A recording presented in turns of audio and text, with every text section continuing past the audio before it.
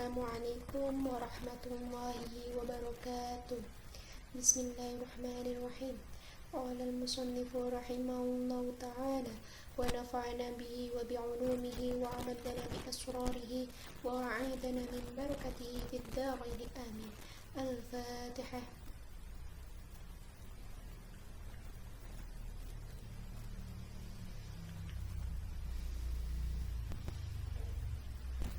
Baik, melanjutkan ngaji kitab Mukhtarul Ahadits An-Nabawiyah pada minggu sebelumnya. Kita hari ini melanjutkan hadis yang ke-257 yang akan membahas tentang laki-laki yang dimurkai.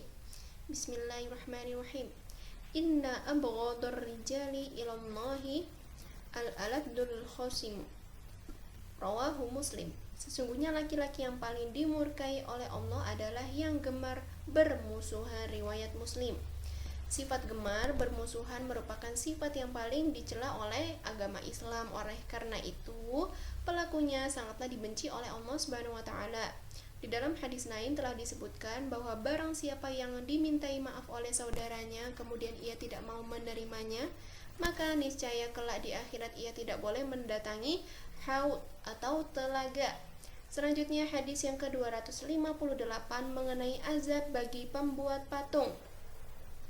Innal ladzina yasna'una hadhihi surah yu'adzabuna yaumal qiyamah fayuqalu lahum. Sesungguhnya orang-orang yang telah membuat gambar ini akan diazab pada hari kiamat. Lalu dikatakan kepada mereka, ahyu ma khalaqtum, hidupkanlah apa yang telah kalian ciptakan itu. Rawahu Syaikhun, riwayat Syaikhun. Di dalam hadis terdahulu, yaitu yang mengatakan bahwasanya orang yang paling keras siksaannya di sisi Allah kelak di hari kiamat adalah orang-orang yang membuat seperti ciptaan Allah.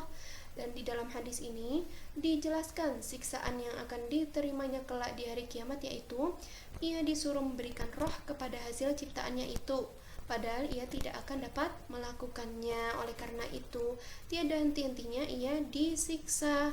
Kedua hadis inilah yang mengharamkan membuat gambar-gambar dan patung-patung kecuali jika patung-patung tersebut dimaksudkan sebagai barang mainan seperti boneka, maka hal tersebut tidak termasuk yang diancam oleh kedua hadis ini. Di dalam riwayat lain disebutkan bahwa Siti Aisyah radhiyallahu anha mempunyai mainan boneka berupa kuda sembrani atau kuda terbang, tetapi Nabi SAW tidak melarangnya. Bahkan beliau SAW mengatakan bahwa kuda tersebut pernah dimiliki oleh Nabi Sulaiman alaihissalam. Hadis yang ke-259 mengenai bersikap lemah lembut. Innallaha ta'ala amarani bimudaratin nas. Sesungguhnya Allah Subhanahu wa taala telah memerintahkan diriku agar bersikap lemah lembut terhadap umat manusia. Kama amarani biiqamatil faraidi. Rawahu Dailami an Aisyah. Sebagaimana dia memerintahkan diriku untuk mendirikan fardu-fardu. Riwayat Ad-Dailami melalui Aisyah radhiyallahu anha. Lafaz al-mudara makna asalnya adalah berdiplomasi, tetapi makna yang dimaksud di sini adalah bersikap lemah lembut dan menarik. Hal inilah yang dimaksud oleh Allah Subhanahu wa taala dalam firman-Nya. Bismillahirrahmanirrahim. Walau kunta qaddan ghalidhal qalbi lanfaddu min haulik. Artinya, sekiranya engkau bersikap keras lagi berhati kasar, tentulah mereka menjauhkan diri dari sekelilingmu. Quran Surat Ali Imran ayat 159. Akan tetapi, sikap lemah lembut beliau itu disertai dengan ketegasan yang benar-benar disiplin, yaitu sehubungan dengan menegakkan kewajiban-kewajiban yang difardukan oleh Allah Subhanahu wa taala. Selanjutnya, hadis yang ke-260 membahas tentang perumpamaan dunia.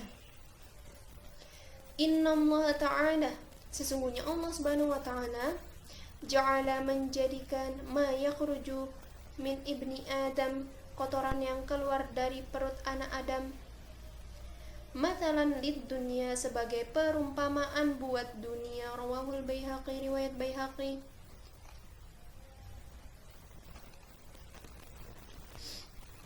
Jadi dalam pembahasan yang lalu telah disebutkan melalui beberapa hadis yang menganjurkan berzuhud dari duniawi, yang antara lain mengatakan bahwa apabila Allah mencintai seseorang hamba, maka dia menjadikannya berzuhud terhadap duniawi. Pantaslah bila dikatakan demikian, karena di dalam hadis ini Allah Subhanahu wa taala menyerupakannya dengan kotoran yang keluar dari perut manusia, atau dengan kata lain, duniawi ini tidak ada harganya bila dibandingkan dengan pahala akhirat yang kekal, dan bahwa duniawi pasti fana dan lenyap.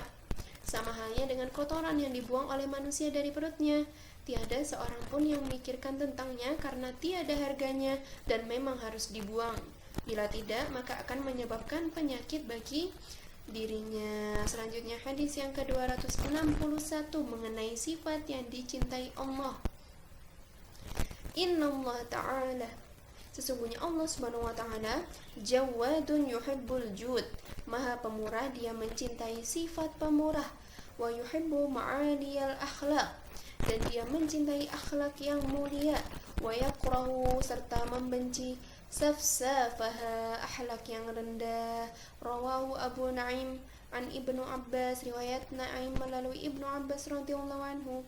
Di dalam hadis sebelumnya telah disebutkan perintah untuk menghiasi agama Islam dengan sifat pemurah dan akhlak yang tinggi. Hal yang sama ditegaskan pula dalam hadis ini dengan ungkapan yang berbeda, bahwa Allah Maha Pemurah, karena itu dia mencintai sifat pemurah dan dia menyukai akhlak yang tinggi serta benci terhadap akhlak yang rendah. Lafaz as-safasif artinya adalah rendah dan hina. Makna yang dimaksud di sini adalah akhlak yang rendah dan buruk.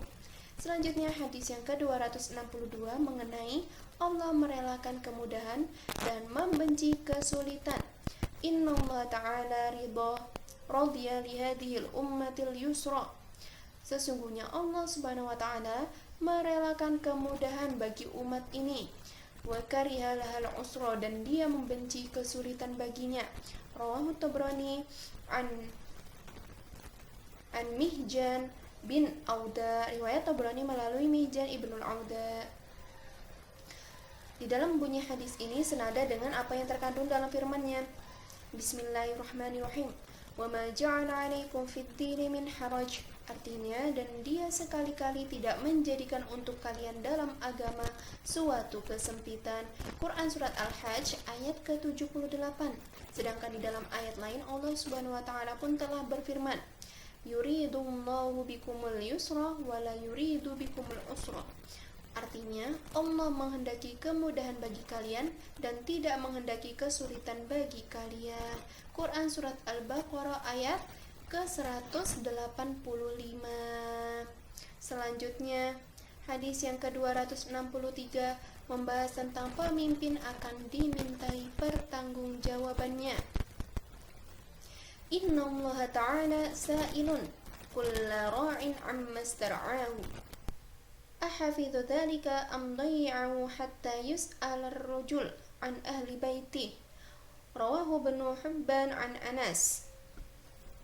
Artinya, sesungguhnya Allah Subhanahu wa taala akan menanyakan kepada setiap penggembala tentang apa yang telah digembalakannya, apakah dia memeliharanya atau menyia-nyiakannya, hingga seorang lelaki ditanyakan tentang keluarganya.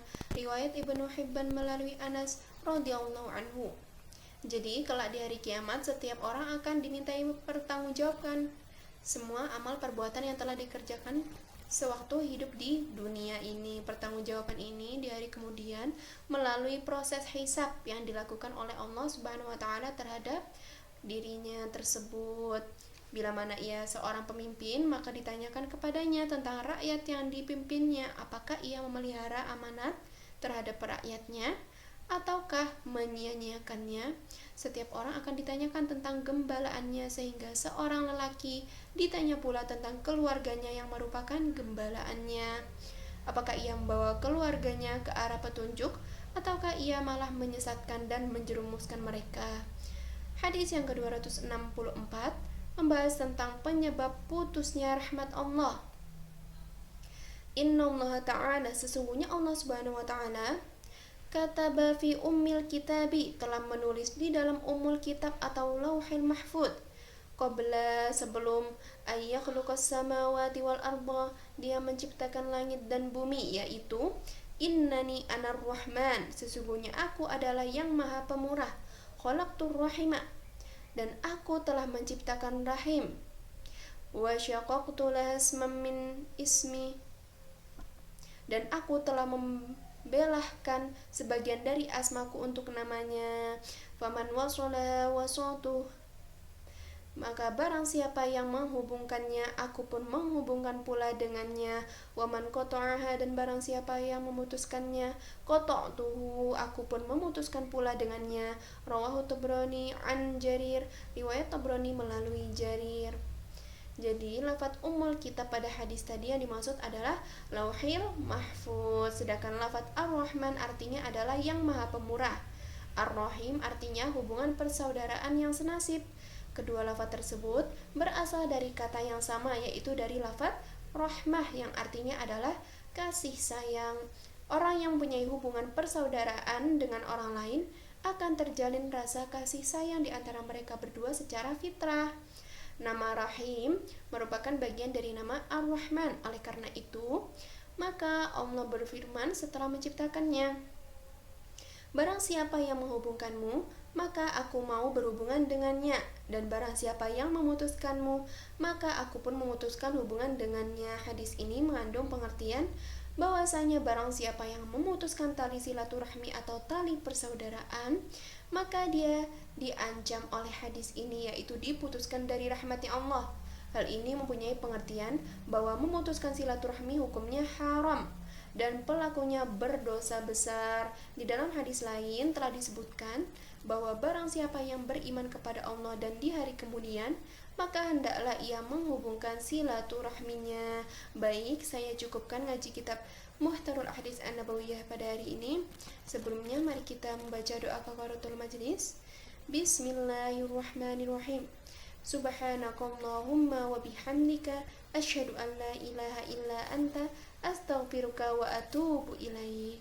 Aqulu qawli syukran jazilan ala ihtimamikum. Arju minkum ma'assalama. Wassalamu alaikum warahmatullahi ta'ala wabarakatuh.